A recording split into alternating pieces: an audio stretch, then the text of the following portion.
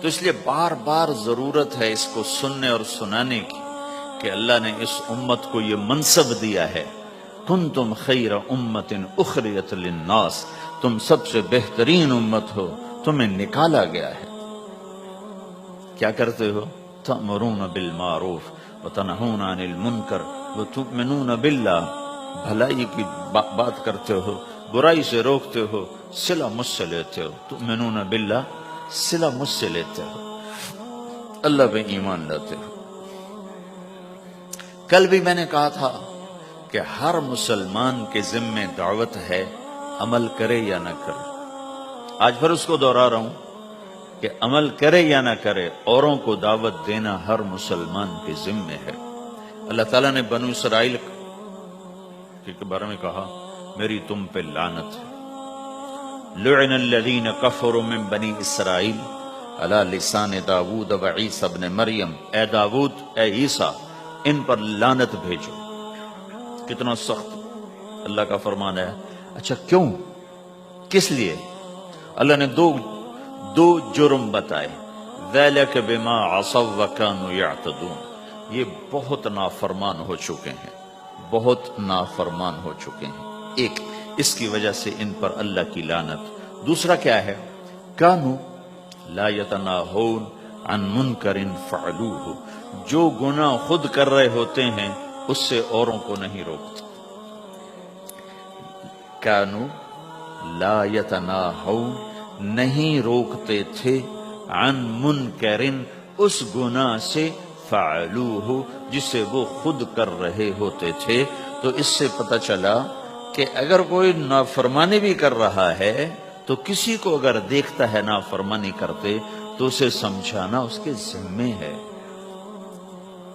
یعنی اللہ تعالیٰ نے اللہ یوں کہہ رہا ہے کہ کم وقت خود تو برائی کر رہا تھا تو کسی کو روکتا تو صحیح۔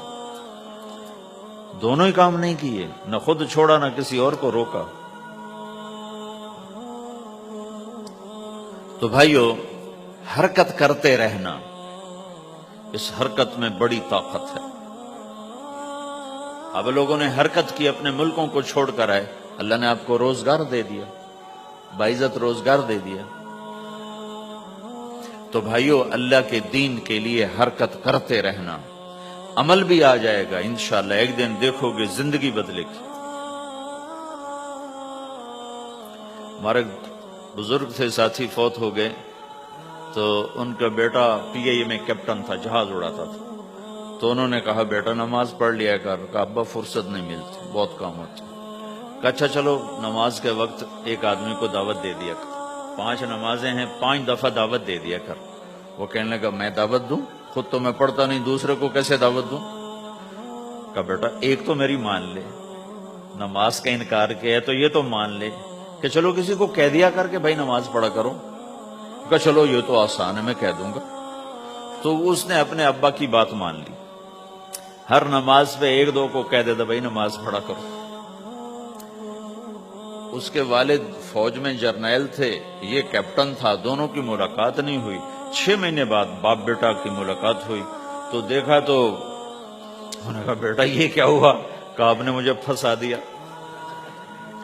وہ جب میں لوگوں کو کہتا رہا تو میرے اپنے اوپر اثر ہونا شروع ہو گیا کہ میں اپنے آپ کو ملامت کرنے لگا کہ اوروں کو تو کہہ رہا ہے، خود تو پڑھتا نہیں۔ کہا اس نے مجھے کھڑا کیا اور میں نماز پہ آیا۔